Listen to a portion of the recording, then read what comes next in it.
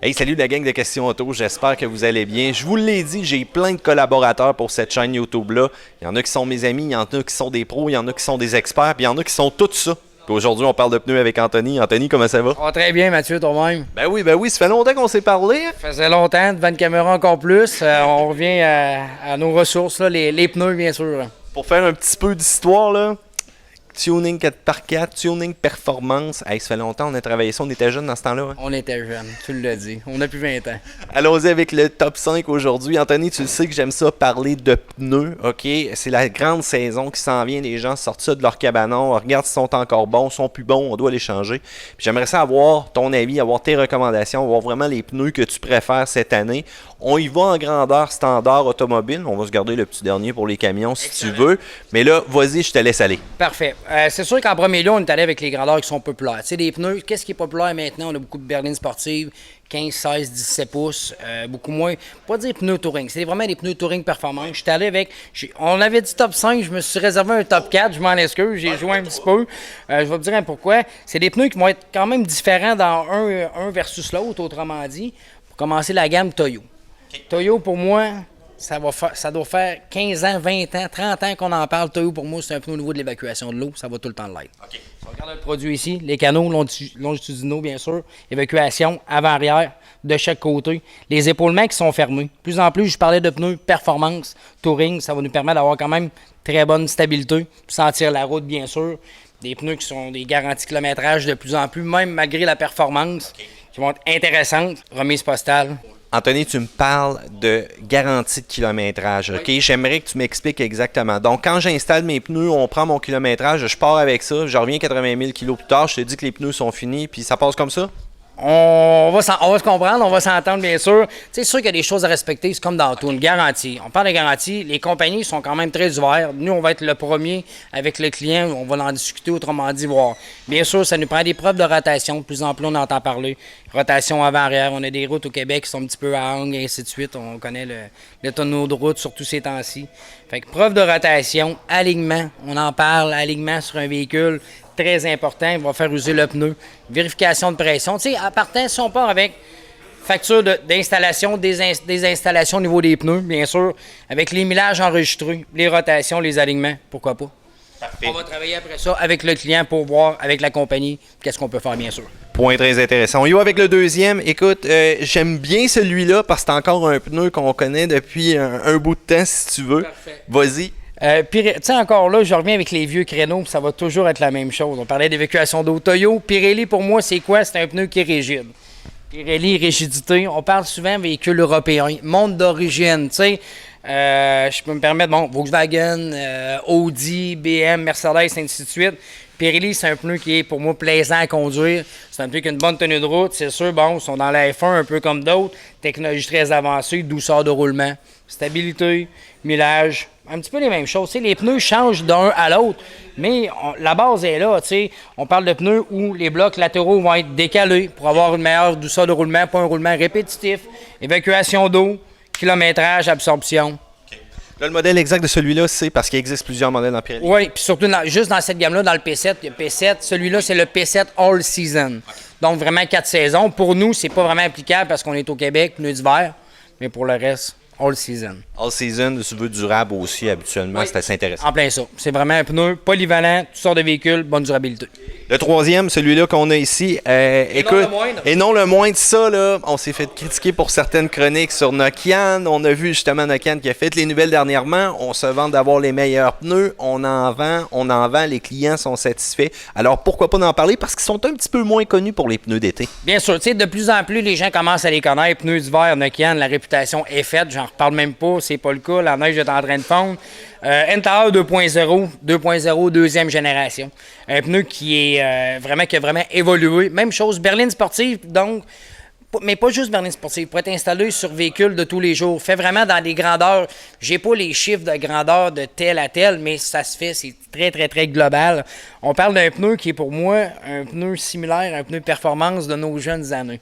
Oh, de nos jeunes années. Là, tu es en train de me dire un pneu qui est communicatif, qui s'adapte comme il faut, tu sais, dans une conduite qui tombait en mode humide. Si on tombait dans la pluie, on tombait dans les roulières, on tombait sur une surface un petit peu plus gravier. Fait que tu es en train de me dire que c'est en train de faire la job, grosso modo. modo pour toi? Honnêtement, là, ce pneu-là n'arrêtera pas de me surprendre pour une chose. Bon, douceur de roulement, bien sûr, je reviens avec les mêmes mots. Si on regarde au niveau du pneu, un côté extérieur ou un côté intérieur, pour nous qui est un pneu asymétrique.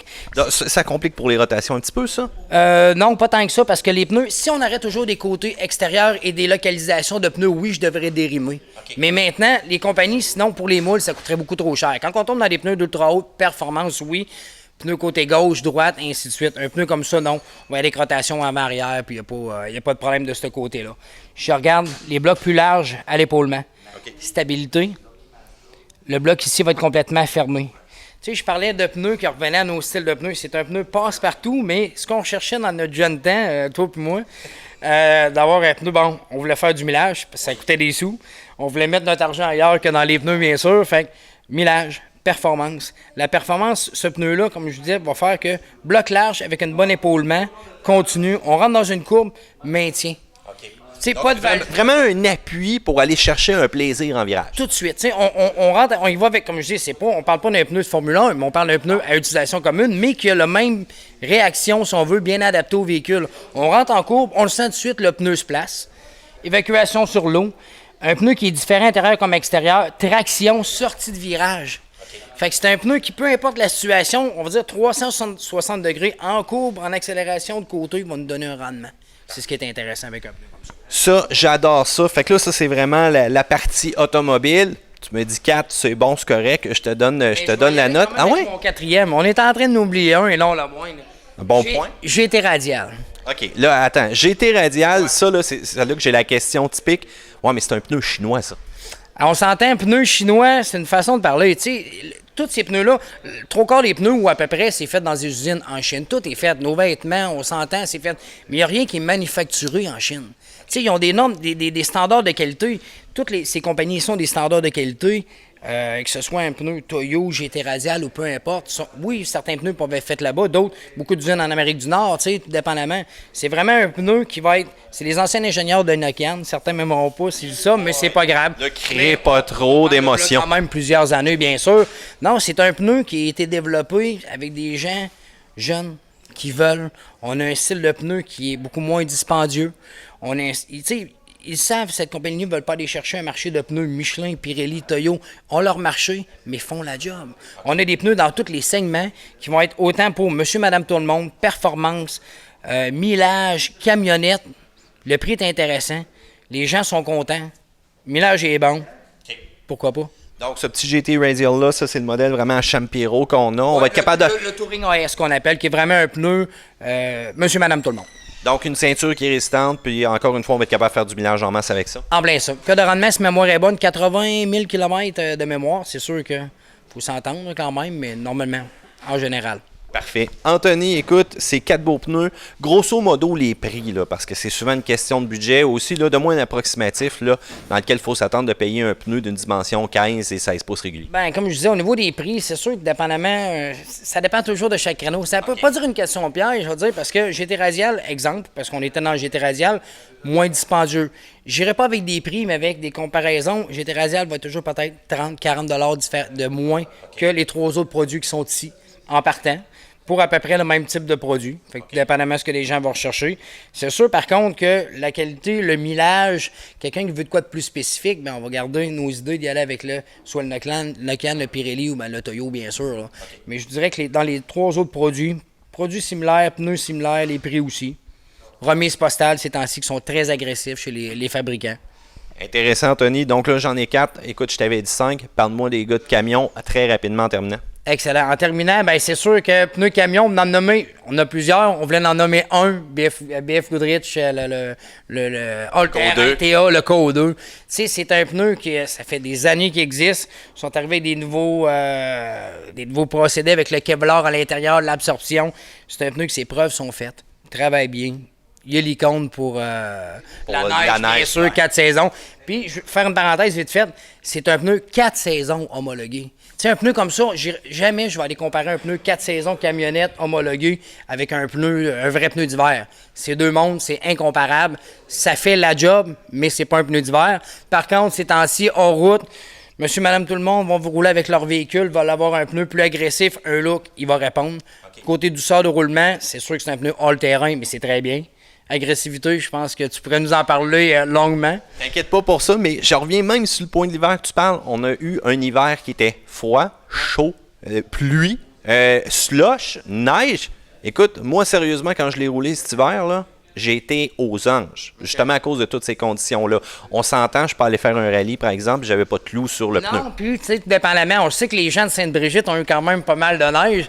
Non, blague à part, tu sais, c'est un pneu qui, dans la grosse neige, dans les champs, tu sais, je vais dire des champs, même pas dans des chemins secs, des choses comme ça, dans la neige, fait la job. Où la grosse différence va être? Température extrêmement froide. Le caoutchouc peut pas être aussi polyvalent qu'un pneu d'hiver, c'est impossible. Les composés sont pas les mêmes, pas autant de lamelles.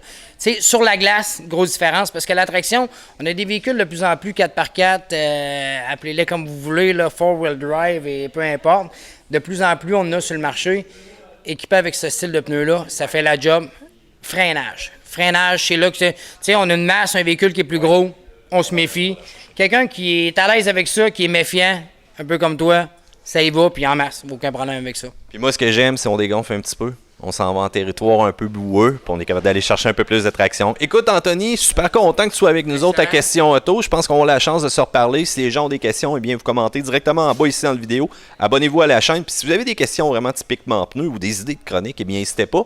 Je vais t'en parler. Puis Anthony va revenir faire un tour avec nous autres. Content? Excellent. Merci beaucoup, Mathieu. Ça fait plaisir.